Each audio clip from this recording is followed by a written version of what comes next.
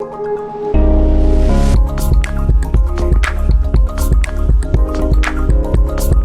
beautiful listeners and viewers. Welcome to this edition of the podcast. And I would like to welcome our guest, Vanessa Loder. And before I tell you a little bit more about her, let me just tell you her website is Vanessa Loder, that's spelled Loder.com.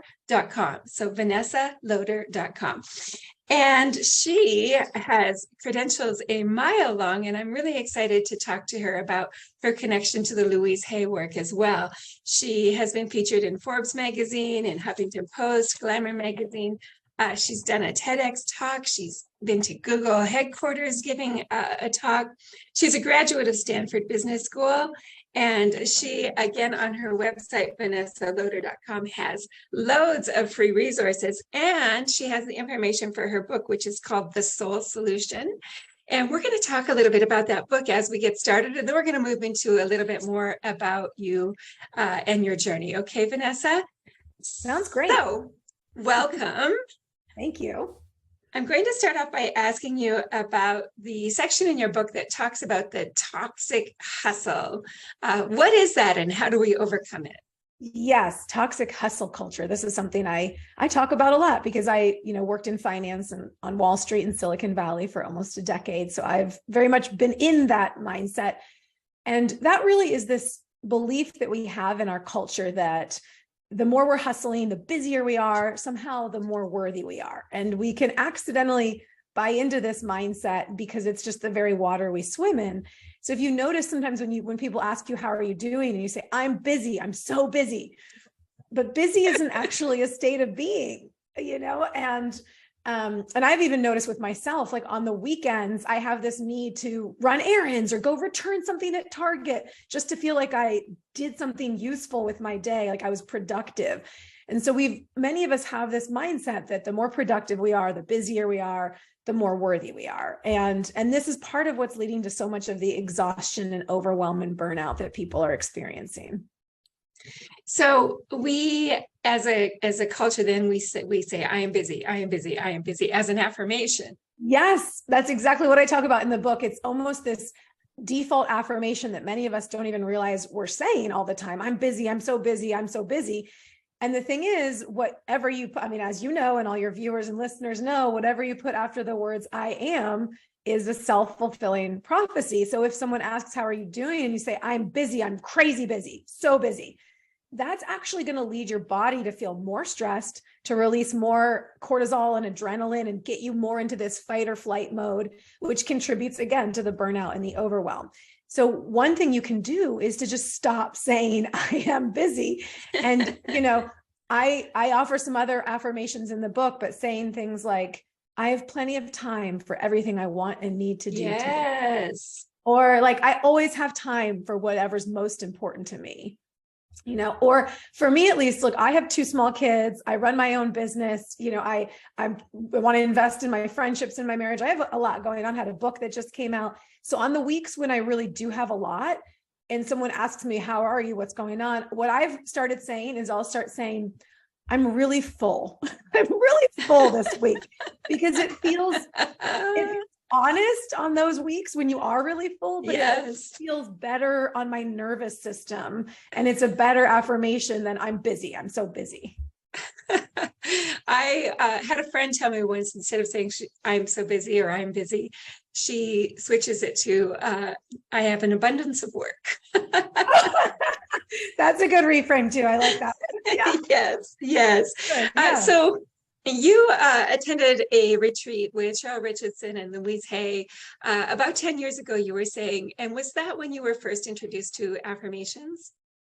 Let's see. I think I was actually, I'd been introduced to affirmations a few years before that. But yeah, about a decade ago, I had the blessing of being at a retreat with Louise Hay and Cheryl Richardson. And it was amazing and so powerful to be, in their presence and just feel their energy around all of that and the work that Louise teaches. So, yeah. Yes. Oh, absolutely. They have an amazing chemistry together.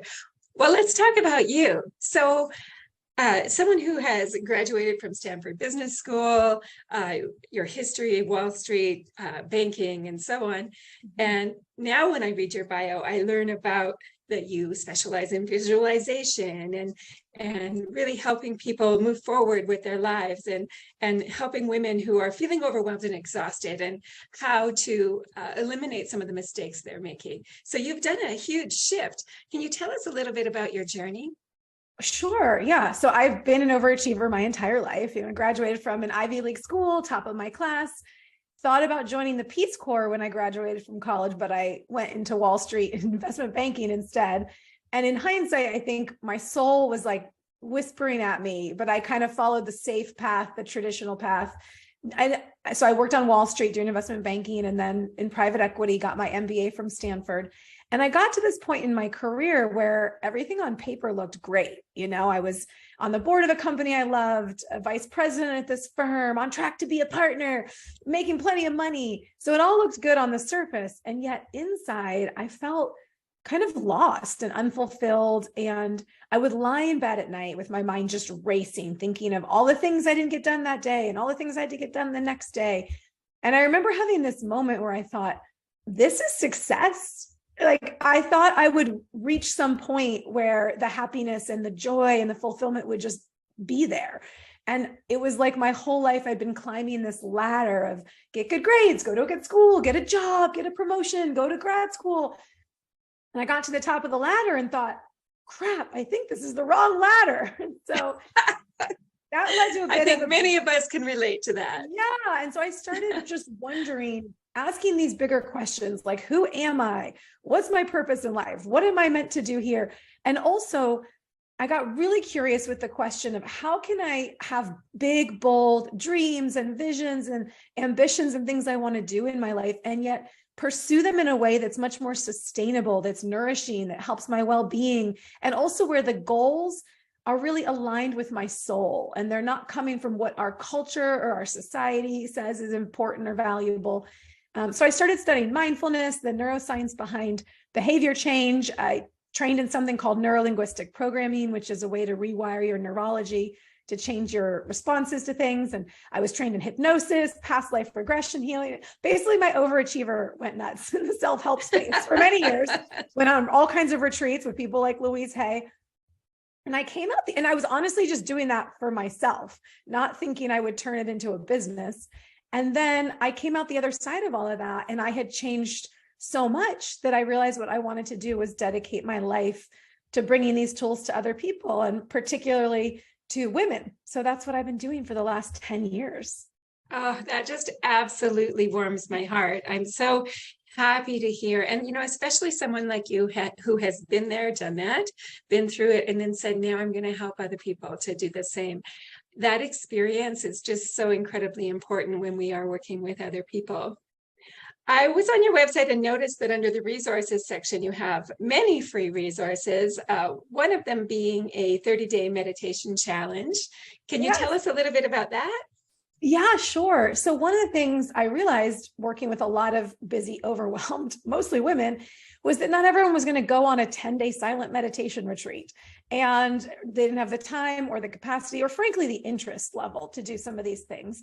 And so I thought, well, how can I chunk this down and make it really manageable and bite-sized for busy women who are not really busy? Because we're not going to reaffirm that, are we? For women who are really full, who have an abundance of work.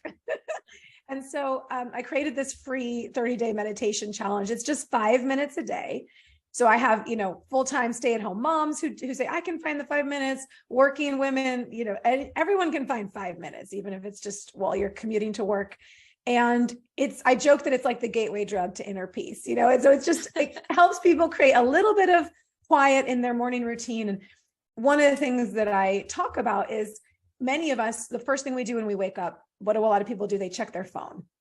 And when you check your phone, when you wake up, it often leads to stress, and you're getting all these inbound requests from other people asking you to do things. And so if instead you just take 5 minutes for yourself, It's a way to prioritize your self-care, to nourish yourself first thing in the morning. So that's one of the reasons why I designed it. It's a great part of a morning ritual and a great way to bring just a little bite-sized piece of mindfulness into your life. I think you make such a good point too about being able to do things in bite size. So often as overachievers, we say, oh, I'm going to meditate for an hour, and then when we don't, we're like, oh, I failed at that. And we start with the negative self-talk and the self-criticism. And so I really like that you've shortened that down.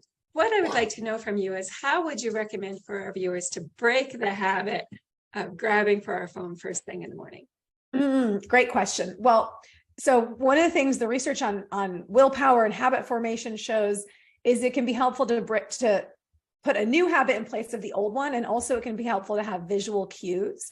So what I recommend, and I do this, is you put a glass of water on your nightstand at night before you go to bed. And that's your visual cue in the morning to remind you to do a new morning routine. And then when you wake up, you drink the glass of water, which is great because it hydrates your body on an empty stomach and you're doing something to help yourself first thing in the morning. And then you do a 5-minute activity for yourself, anything you want that's not looking at your phone. So it could be journaling, it could be meditating, it could be stretching, moving your body in ways that intuitively feel good.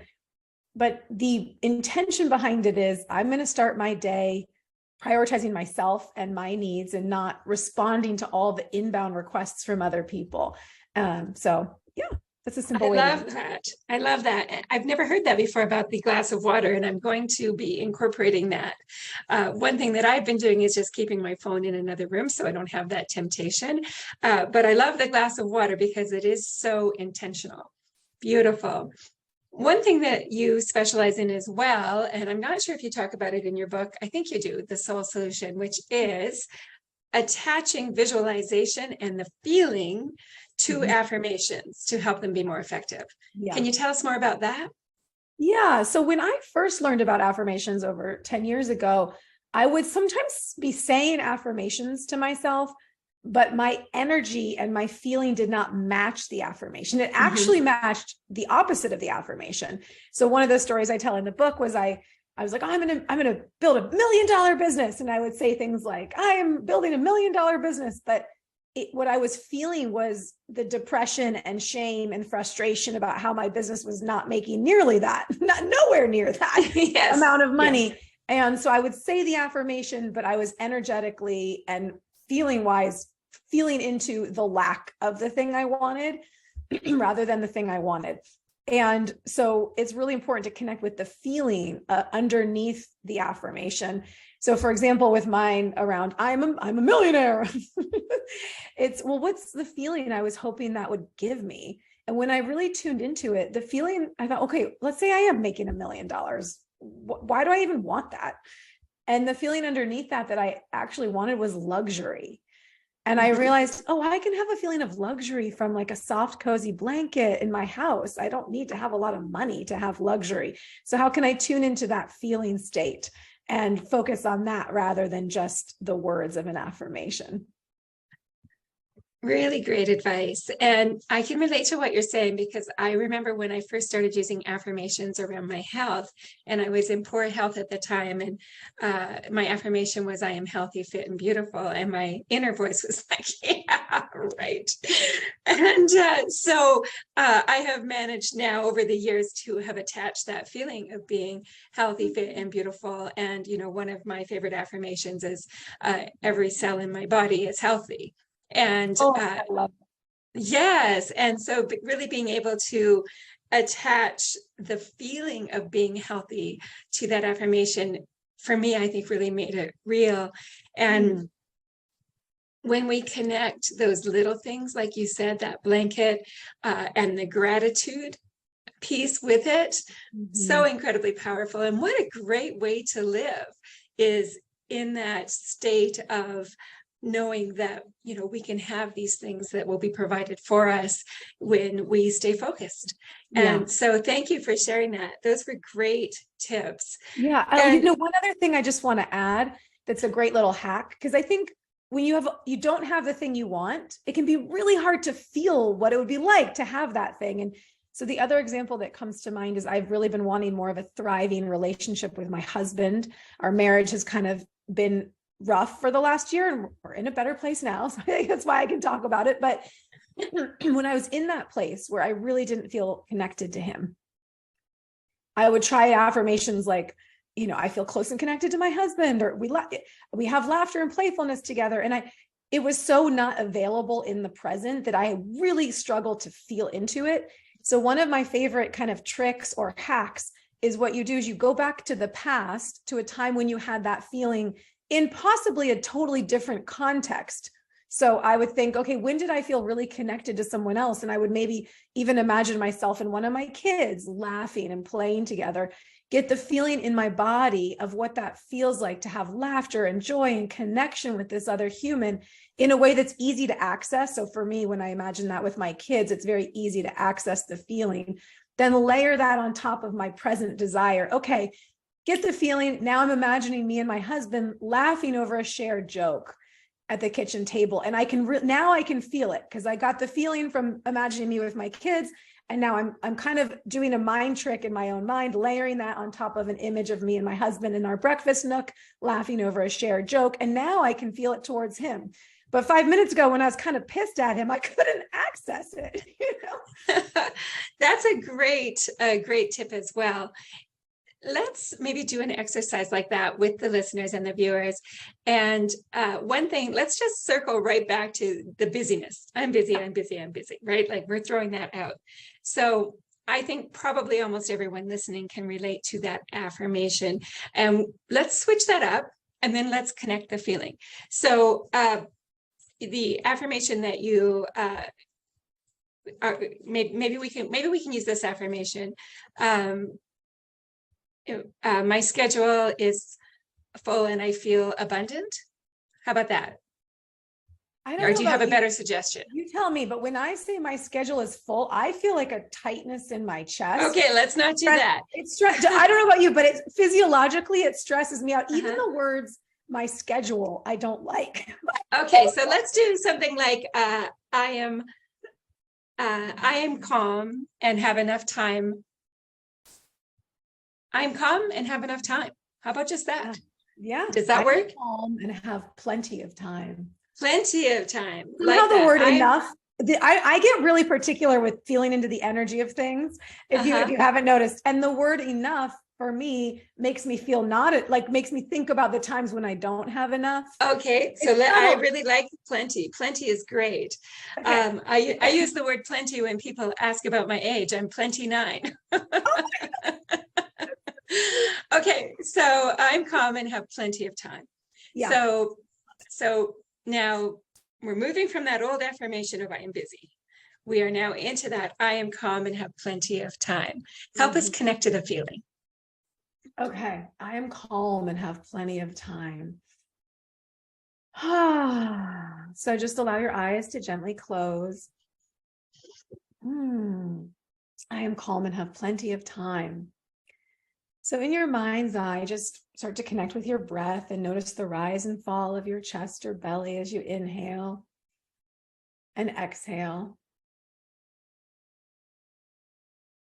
And I'd like for you to visualize or imagine a time in the past when you felt calm, as though you had plenty of time. The whole day lay ahead of you. You felt very relaxed and at ease and calm. Maybe you were on vacation. Maybe you were at the beach or in the mountains. Maybe you were cozying up with a cup of tea, but just calling to mind now a time when you felt calm and relaxed, as though you had plenty of time and you weren't in a rush at all. And see if you can bring that image, that situation to mind now with all 5 senses. So what do you see? What does it look like when you're calm and relaxed and you have plenty of time? What does it feel like? You might even notice that your muscles stretch out like molasses, or your shoulders drop a little bit. Maybe your jaw relaxes. Are there any smells or sounds associated with this memory of being calm and relaxed and having plenty of time? What are you saying to yourself? What's your inner dialogue when you're calm and relaxed and you have plenty of time?